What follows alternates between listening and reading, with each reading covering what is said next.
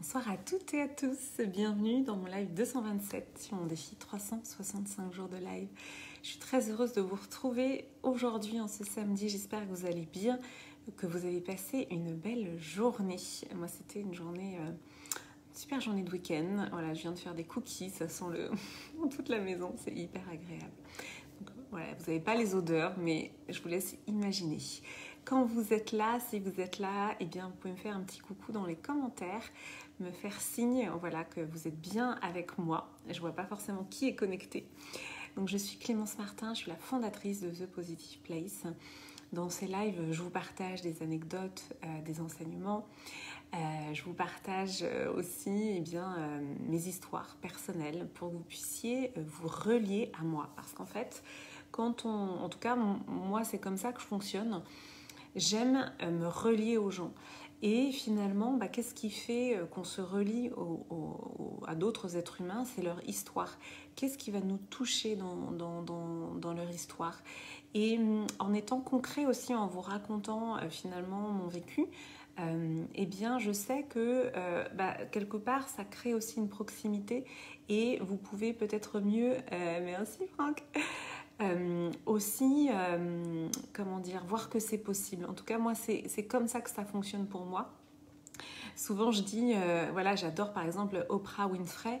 C'est une personnalité que j'adore. Il y a plein de personnalités très célèbres, très connues que j'adore. Mais quelque part, elles sont inaccessibles et finalement, ça m'inspire et puis en même temps, c'est trop loin.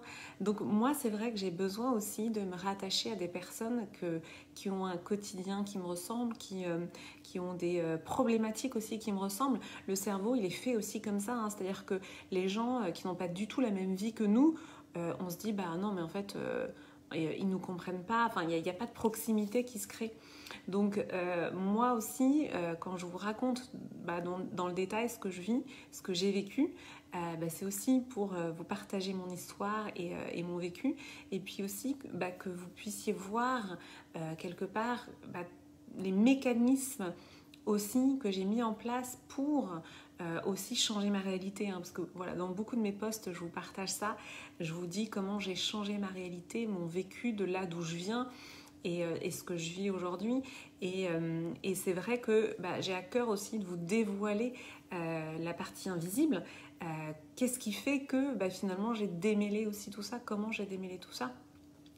Moi, je me suis toujours passionnée pour ça, d'observer en fait qu'est-ce qui fait que telle personne arrive à faire ce qu'elle fait et qu'est-ce qui s'est passé avant, parce qu'en fait, on a beaucoup de blocages et d'empêchements de passer à l'action. Et finalement, aujourd'hui, là, mon live, je l'ai intitulé « Qu'est-ce qu'être une femme en 2022 ?» Parce que pour moi, voilà, 2022, c'est demain. Il reste 1 mois et demi, ça va venir vite. Et je suis vraiment en train de poser beaucoup de choses aussi pour moi, pour 2022, dans ma transformation, dans celle que je veux devenir.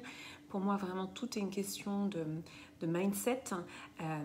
Et en même temps, quand on dit ça, l'état d'esprit, le mindset, ça renvoie beaucoup. Alors, le mot mindset, moi, j'aime bien l'anglais. Souvent, on me dit que je dis trop de mots d'anglais. Le mindset, c'est l'état d'esprit. Quand on parle de l'état d'esprit, on a l'impression que ce n'est que mental.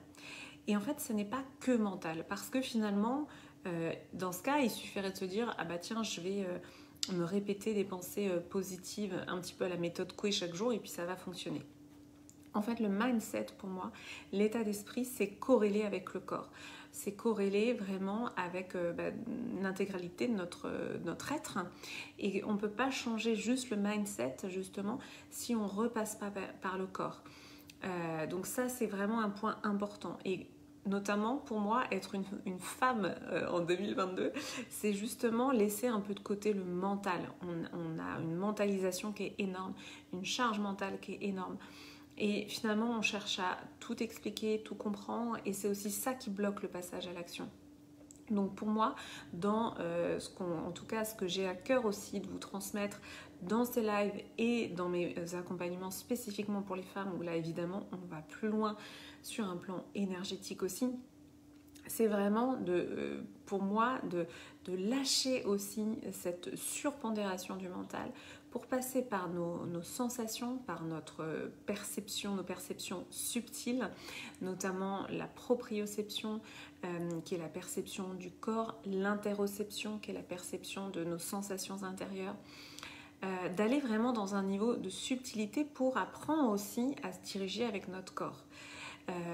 Et ça, c'est vraiment des choses que je transmets en profondeur dans mes accompagnements.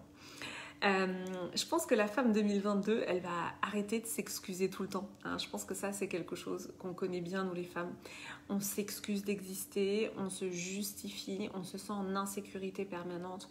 Alors tout ça a évidemment des explications qui sont issues du transgénérationnel ou de notre vie, de ce qu'on a vécu, et parfois à raison, c'est-à-dire qu'il y a beaucoup de femmes qui ont vécu des choses difficiles. Donc simplement, l'insécurité, on peut la déloger. Moi, je travaille énormément sur ce thème de la sécurité intérieure. Comment trouver notre sécurité intérieure? Et c'est vraiment tout un cheminement. Et quand on a cette sécurité à l'intérieur, ça nous évite de rentrer dans ces processus de se justifier tout le temps, de s'excuser tout le temps, d'exister. Donc pour moi, la femme en 2022, elle va être pleinement là. Elle va prendre sa place, elle va arrêter de s'excuser d'exister, elle va arrêter de se justifier en permanence. Et elle va quelque part développer une confiance, une foi en la vie. Le mot foi, alors moi je ne suis pas religieuse, parce que c'est vrai que le mot foi appartient beaucoup au champ lexical de la religion. Je n'ai pas de religion. Mais la foi en la vie, pour moi, c'est quelque chose que j'ai vraiment découvert il y a 1 an et demi à peu près. Et ça a vraiment du sens pour moi, ce mot foi en la vie, confiance en la vie. Il y a quelque chose qui s'est vraiment ancré pour moi là-dedans et que j'ai aussi à cœur de vous transmettre. Et puis pour moi, les 2 autres mots que j'avais envie de vous partager sur la femme 2022, c'est une femme qui va être connectée à l'amour, et l'amour sous toutes ses formes. J'avais fait un live à ce sujet parce que en Europe, en Occident notamment, on a l'impression que l'amour, c'est forcément l'amour entre un homme et une femme, donc c'est l'amour romantique. Alors qu'en fait, il y a différentes formes d'amour. Il y a des formes d'amour qu'on appelle l'amour universel pour tout le vivant. C'est l'amour de soi aussi. L'amour de soi, c'est primordial. C'est une sensation de plénitude aussi, l'amour. Voilà, connecter à l'amour, ça c'est quelque chose aussi de central pour moi. Et enfin, le dernier mot de la femme 2022, c'est libre.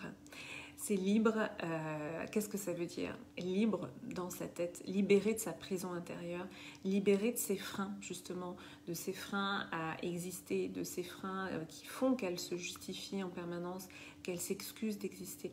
Donc c'est libre d'être pleinement elle-même, libre de s'ouvrir pleinement, de rayonner.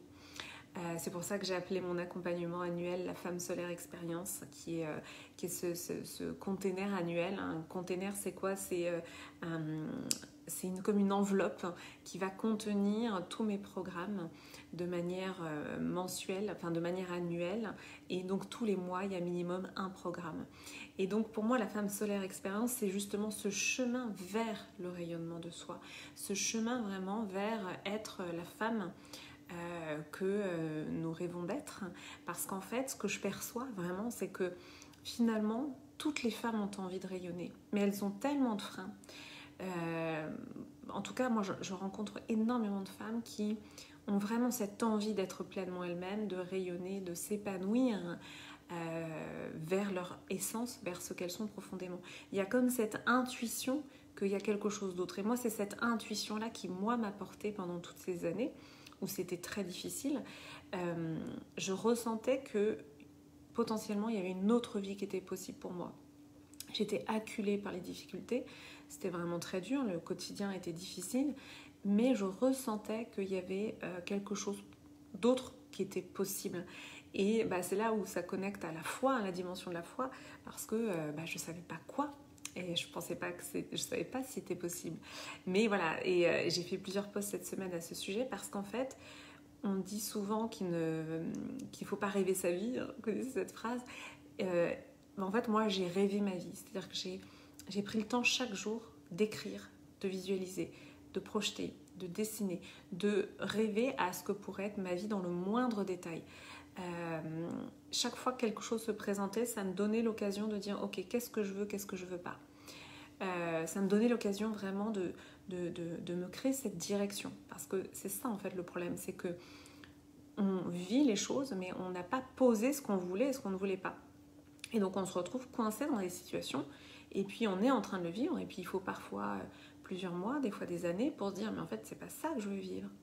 Mais comme on ne s'est pas posé la question en amont de ce qu'on voulait vivre, eh bien on se retrouve, au moment où la situation se présente, on se retrouve coincé dedans et on met du temps à réagir. Donc c'est vraiment pour ça que je vous propose le programme Dream Board qui aura lieu en janvier. Parce que quand on pose les intentions, quand on travaille sur ce qu'on veut vivre, eh bien c'est vraiment là qu'on va pouvoir être, j'ai envie de dire, affûté quand les événements, quand la vie nous présente des événements. Oui, non, oui je veux vivre ça, non je ne veux pas vivre ça.